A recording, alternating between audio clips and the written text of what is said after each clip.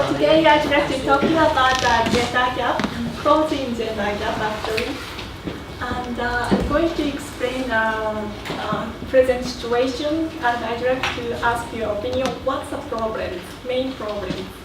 And I'd like to present possible solutions and my opinion. What is the better solution for future? And I'd like to have a Q&A session after, but you are welcome to jump in if you have any questions or would like to express your opinion. So I'd like to ask you first, please raise your hand if your parents, both father and mother, have a full-time job, or you yourself and your partner have a full-time job.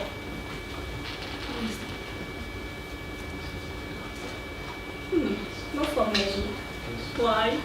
Like your mother is a housewife and taking care of your family and okay.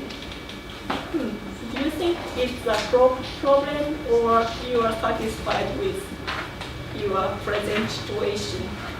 I'd like to know your opinion about what's the real problem.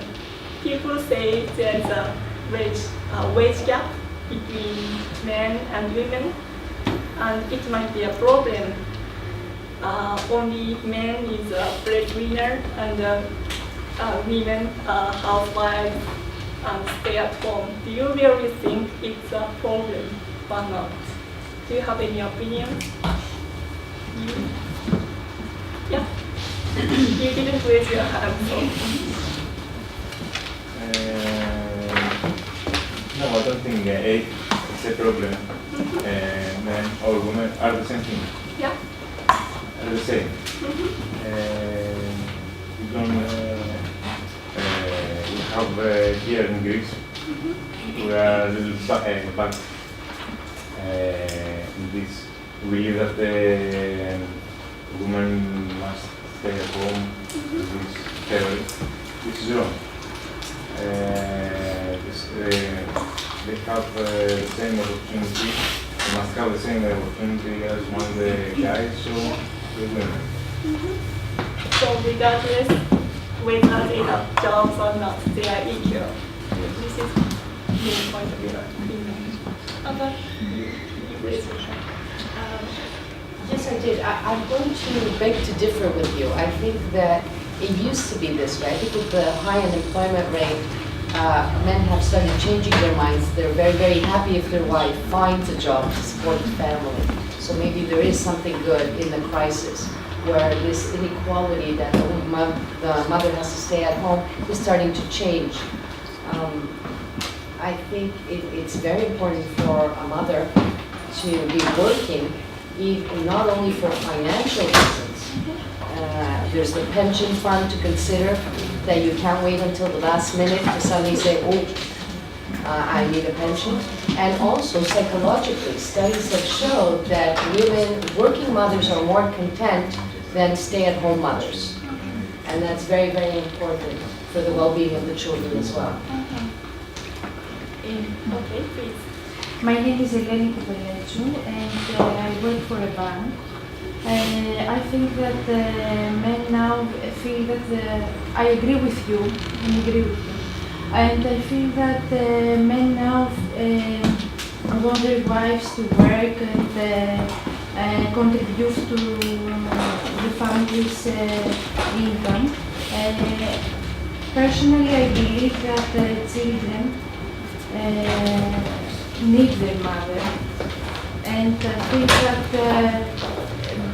both parents have to pay attention to their children and give the adequate time and care for their children. Personally, I think that women, when they have children, should work less so as to be with their children. I don't know if I will achieve it because I work for long hours, and so when I have a child, I don't know if I could work for less so as to contribute to my family, but I would like to. Okay. I'd like to ask only women. If your husband are financial wealthy, and if you don't have to work, do you prefer to stay in your home, or still you'd like to go out for job? Definitely work. Work? Which person prefer to stay at home? Nobody? Then how about only for men? If you are wealthy and you have a small child, and do you prefer, do you want your wife to work, or do you prefer to her to stay in home? No gender device. I'm married. I have children. Yeah. My wife doesn't work. But sometimes I wonder that I want to be a place to stay at home, and she doesn't work because she can find a job. Not that she don't want to work. And sometimes I said to myself that she's very lucky. Yeah. Thank you. I am Japanese, so I'd like to explain about the Japanese situation a bit.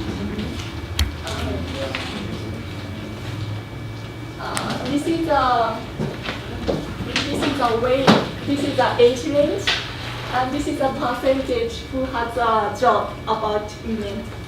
And as you see, really Japanese code shape M. Because usually when Japanese female graduate from universities, then they got a job. And after they get married and have a baby, it's still quite common to quit their job to concentrate on raising their children. And after that, after 5 or 10 years, they go back to their work. But in this case, not as a full-time worker, but a part-time worker, because they need flexibility. Is this the same in Greece? Do female workers quit their work after they got a baby? I don't know the situation in Greece. I think that it's now things have radically changed. Okay. At one point, the women did stay at home and could afford to do so. Or they could, I think if they were public servants, we had the right to stay home for 1 year, the first year. Yeah. I don't know how many women quit completely. I'm not so sure about that. Yeah. Yeah, in the Northern Europe, the shape is almost like a square. There's no L, but it's still the same, like this. And the Japanese government is trying to change this shape to square shape. And I'd like to show you about the data from OECD, Organization for Economic Cooperation and Development.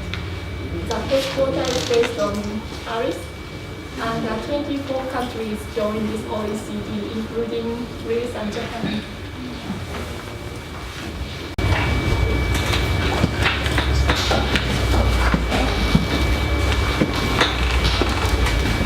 This is the employment rate for women, and the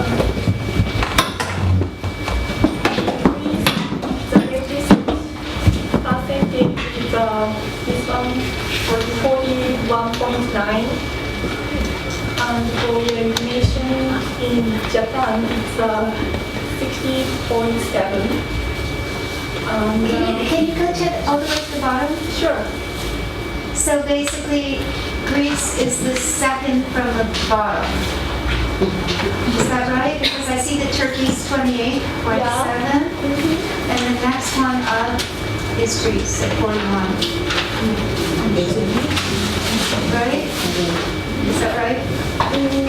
Let me see, the lowest is Turkey, Lowest is Turkey. and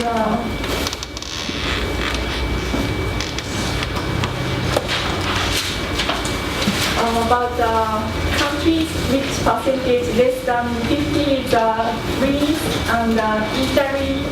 Italy is 47.8 and Mexico is 45.3 and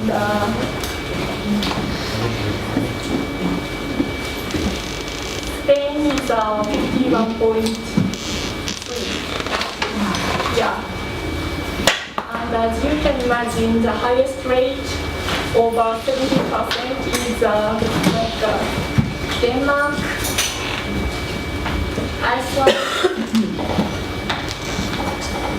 Poland, Netherlands, Norway, Sweden, and Switzerland.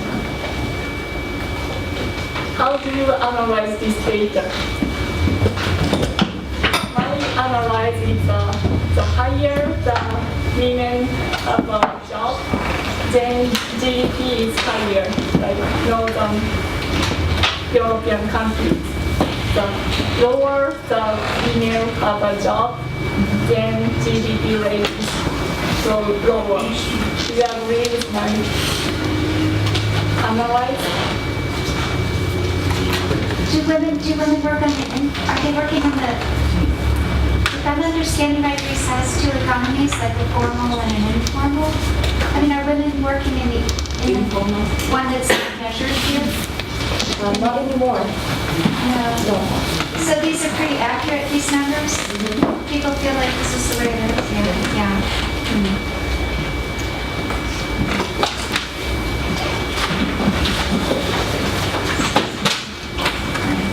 It's a vicious circle. A lot of women would be babysitters or have the take care of children in the morning, but now mothers are employed, so that job is gone. It's a vicious circle. When we look at these numbers, do we have a sense of what countries are actually including women in the workplace more effectively versus which countries just have more jobs? Do you understand my question? So could you? No, sure. Yeah. Just because you have a high number here doesn't necessarily mean you have a high rate of inclusion. Okay. It could just mean that there were more jobs available, and as a result, the percentage is higher. Yeah. Do you have data to show which countries just have a great economy, and as a result, there are more jobs, versus which countries are doing a good job at including women at all levels? Okay. So you mean like in Greece, because the employment opportunity itself is lower. Yes. So women's participation is lower. So, Yes. Okay, this is clear. Yeah. Also in the Nordic countries, the social benefits of the people and when you have a child, there are kindergartens, there are everything for free, where it's very easy to take your child and come back in the evening and pick up the kid. But in Greece, you have to pay, or in many other countries, you have to pay for this, which means women should stay home, have to stay home and take care of the child. Okay. That's why, and also in the Nordic countries, it's a more female society. Sometimes the man is helping a lot, which is not the case of Greece. Right. It's a more Yeah. feminine society. It's my experience there. Okay. Please. And also here in Greece, small enterprises, family enterprises, women work, but nobody knows about this. So they are not insured in the, they include in the statistics. Okay, yeah, it's a good point. Thank you.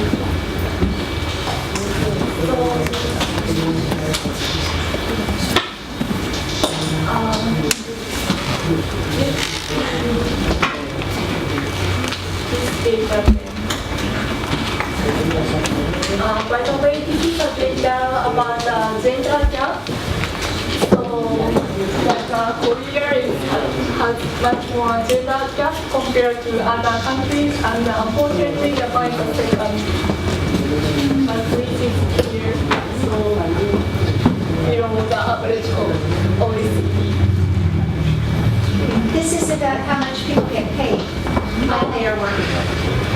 What is this? This is if you're already in the Wage. workplace. Oh, yeah, that's right. Yeah. And about your phone? Your about the entrepreneurship. This is the rate of entrepreneurship, and Greece is the first one. So it means Greece have more smaller business, and women and men are employers. And about your question, I'm sorry I don't have the data, but I think you are analyzing it right. Yeah, we need to think about the market itself. Okay, yeah, so good.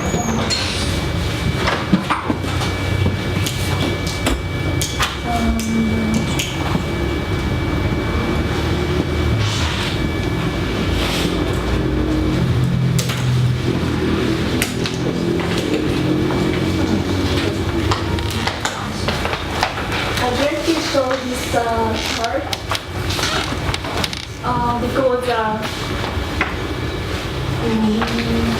even if more women have a job, it doesn't mean they are professional. There are many kinds of jobs like cleaning or just a flat work. So basically, women's work is out here, like bank or service, work in service sector, and basically men's in this sector, it is skilled, and it means a higher salary. But most of the women might be satisfied only with this kind of work because it's more flexible, they don't have to work overtime, and they are more pay attention to their family. Do you think women need to move to this kind of work? Do you think it's better for society or only this part is? Can I ask a question to the group to support that question? I'm wondering, as an American from the outside looking in, what is the message that young girls in Greece get? So if I'm a teenager in Greece and I'm a young woman, is the message more often go to university and go to work and be in some of those higher paying professional legislative senior jobs? Or is the message more get a husband and get married? Not what's going to generate, but we're going to support another one. No, but is that the message that young girls are getting even in this economy? It's interesting, when I was doing my master's many years ago, comparing engineers in Canada and engineers in Greece. Even back then, we're talking about 20 years ago, there were more female engineers in Greece than there were in Canada. So higher education has been always very important for both genders. It's a different way of thinking. Everybody strives to get into university, or the majority do anyways, and there's no gender difference there. So, I don't know, do you feel this way? Yeah, education is important, and I think Greeks have this idea of gaining as many diplomas as possible. Yeah. To make a huge pile just with diplomas, certificates, and in the end you don't know what to choose and what to bring. Yeah, but I think it's important, yeah. the same with men, boys and girls, Yes, though, same, right? similar, Equality yeah. there? Yeah, I agree, yeah. I don't know if it's appropriate for speakers to speak. Yes, it is. So as a Greek North American, my observation is that your point is right. People strive for degrees in education regardless of gender. But there is definitely a gender bias in the sense that if you're growing up a woman, a Greek woman, you are essentially being told that you have a different mission in life than if you're growing up a man. Men in Greece are being raised to be leaders, to lead society. Women in Greece are being raised to play a supporting role. Education notwithstanding. So they'll go out and get lots of degrees, but their mission in life is significantly different than ours. And I've lived it and I continue to live it by watching my Greek relatives in Greece and how they raise their kids. But I feel also that the woman, after making kids, she's become changing, And all these changes, they don't have any relation with education. She can be highly educated, But when she had the first and second kids, maybe something changed. You know? Yeah, because the role of the man is still not shared responsibility. Yeah, it's true. So, Yeah, about the education system, I'd like to use the Japanese case as an example again. Nowadays, Japanese women have a higher education background. I mean, around 25 people, 59% of female graduate from university, and only 52 male has a university diploma. So